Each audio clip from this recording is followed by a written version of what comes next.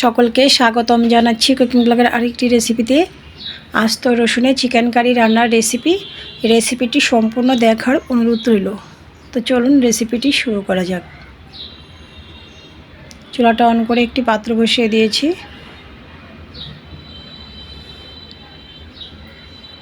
পাত্রটি গরম হওয়ার পর দিয়ে দিয়েছি পরিমাণ মতো তেল, কুচি করে রাখা পেঁয়াজ, তেজপাতা, এলাচি, দারচিনি নাড়াচাড়া করে নিচ্ছি। অপেক্ষা করব পেঁয়াজটা ব্রাউন কালার হওয়া অবধি।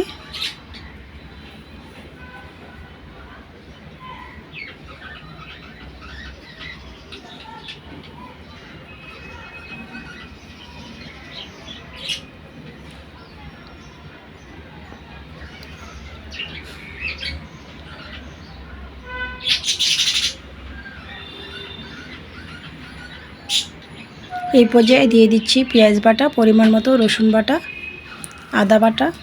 আবারও নাড়াচাড়া করে নিচ্ছি।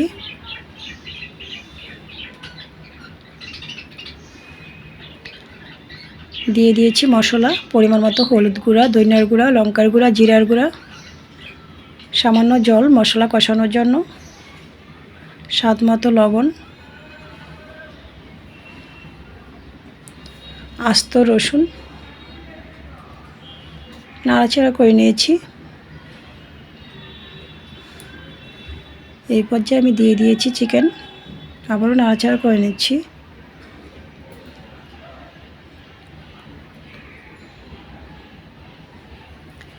স্বাদ মতো কাঁচা লঙ্কা দিয়েছি। ঢাকনাটা দিয়ে দিয়েছি। ফিরে আসছি মিনিট দুয়েক পর। ঢাকনাটা নামিয়ে আবারও নাড়াচাড়া করে নিচ্ছি।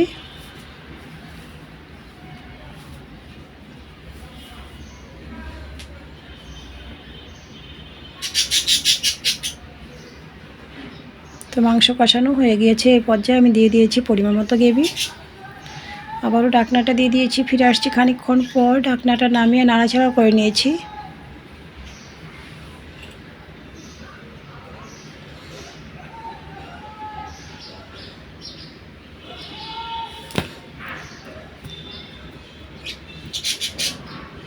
ঢাকনাটা দিয়ে দিয়েছিলাম। প্রায় ফিরে আসছি 15 থেকে 20 মিনিট পর। তো রেডি হয়ে গিয়েছে আমার আস্ত রসুনে চিকেন কারি রান্নার রেসিপিটি ভালো লাগলে ফেসবুক পেজটা ফলো, ইউটিউব চ্যানেলটা সাবস্ক্রাইব করবেন, সাথেই থাকবেন। সকলকে ধন্যবাদ।